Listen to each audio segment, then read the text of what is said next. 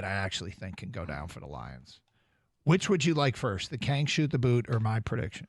Because they might be in conflict with one another. Well, I'd like to hear the shoot the boot. Okay. I mean, I was a little surprised you did this. You've invited me to join you, and I'm close. Okay. Yeah. Well, feel free whenever you want. No pressure. Yep. But I'm going to go out there. And I don't even think this is really going out on a limb, Gator. Okay. But maybe it is. You can be the deciding factor on I this. actually think, given all of the circumstance and the context, I actually think this is the perfect shoot the boot. Thank you. Yep. I enjoy what we do for a living. And part of what we do for a living is we speculate things, right? Yep. And that includes trade rumors and big names. It's fun to talk about, and I'm not trying to poo-poo any of it. We still do it. I still want to hear everyone's opinion. But in my opinion, I will shoot the boot if the Lions trade for Max Crosby or Myles Garrett. I just don't think this is even a real possibility, and it's just not part of what the Lions do. I'm not saying I don't want them to do that. I'm saying what I think is realistic and what's going to happen is they will not make a big splash trade for one of those two guys. You know, it's interesting because you're right. It is what we do. It is, you know, guys sitting at a bar talking sports, talking about everything. And trade talk, I drive sports talk radio. Those would be massive, massive trades. And, you know, the more that I read about what those teams are thinking, the more I think you're pretty safe. But that's kind of the purpose of the shoot the boot guarantee. It's where there's more sizzle than steak. And so you're willing, you know, a shoot the boot guarantee isn't something that's 50-50. It's something that you really think is a borderline impossible. Kang, I will join you on that list. Oh, Gator. But because if they were to trade for one of those guys, hell yeah, I'll drink beer out of the shoe. In fact, you'd let me. Can I hold the boot and just pour it down your throat? Yeah, wherever. I mean, it's absolutely. I don't think it's going to happen. But if it does, if the consequence of the Lions trading for Myles Garrett or for Max Crosby, if the consequence is I'm going to have to drink beer out of my shoe, oh darn. That, you know, it's a isn't that what an emotional hedge? Yes. Isn't that essentially emotional exactly hedge? Is emotional hedge. And yes, we saw plenty of the videos from LCA of people drinking out of the. Yeah, every time somebody drinks beer out of a shoe and it's caught on camera, I think it's awesome. People tweet it and link it to us. And I'm like, if we leave one legacy, when this show is all said and done, we are known as a show where the host would drink beer out of shoes, then I think it's I think career goals achieved. Those fans got after it. Yeah. I too am on board. All three of us. Shoot the boot guarantee. And now, if you still want to talk about it, yeah, that's I'm open fine. to the discussion. I don't want to poo-poo these discussions. The only thing we poo-pooed yesterday was when somebody said the Lions don't identify and go after great players, including in the draft, which that we had a problem with. But as it stands right now, all three of us are on board. Shoot the boot guarantee that the Lions will not trade for Max Crosby or Myles Garrett. I do think there's one realistic trade that can go down. This is reading tea leaves. This is based upon some clues that are maybe obvious, maybe not so much. And this isn't that bold. But, I mean, the Jets dealt a 3 yesterday that can convey to a 2 for Devontae Adams. They've also moved a 3 for Hassan Reddick that can convey to a 2. I think the Jets have a goal of starting to get some draft capital back.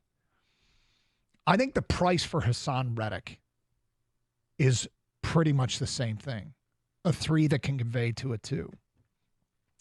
And I think the Lions would give up a 2 for Hassan Reddick. I don't think it's next year's 2. And next year they don't have a 3. But I think the Jets would take a guaranteed 2 in 2026 for Hassan Reddick.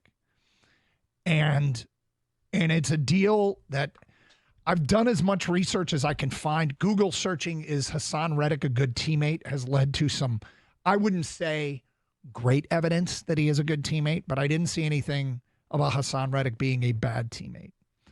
And I don't want to equate holding out with being a bad teammate or a player that doesn't love football. I know that he has many philanthropic efforts back in his hometown of Camden, New Jersey, where he has donated backpacks to schools. He's given toys to needy kids. He is a supporter of the American Cancer Society. His grandmother is a cancer survivor. And I'm doing all I can to find out if Hassan Reddick will fit in this locker room. And I didn't see evidence that he won't. I think Drew Rosenhaus, when he gets involved, it starts to move things.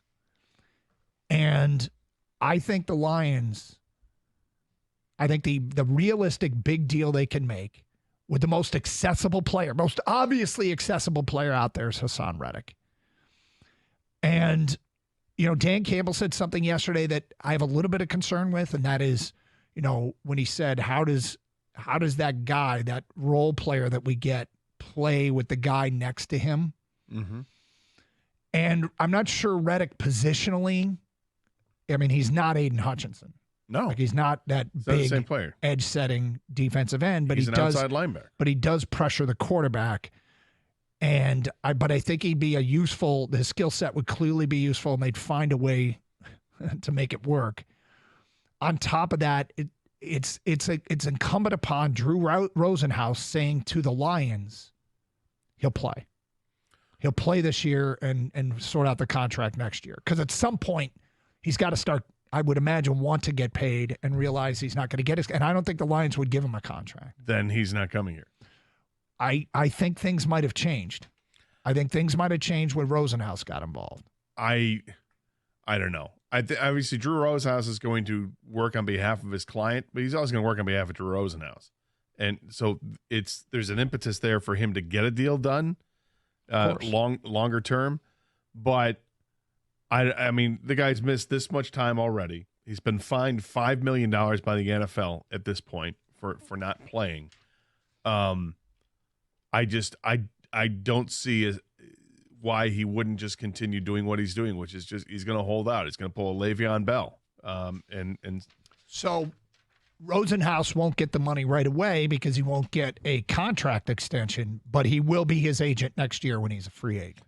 And that's fine. But again, this is why the Lions won't do it. The Lions won't do it. Well, the Lions would I think, if I were Brad Holmes, I'd be interested in Hassan Reddick for sure. But if Hassan Reddick is letting me know, you got to give me an extension, and the Lions aren't willing to go to an extension, then it's not going to happen. I don't think the Lions will do an extension, and I think Hassan Reddick will bend on that now. I think Hassan Reddick is seeing, okay, if I don't do this now, I'm going to sit out the whole season. I don't want to sit out the whole season. Rosenhaus will get me my money eventually. I need to go play.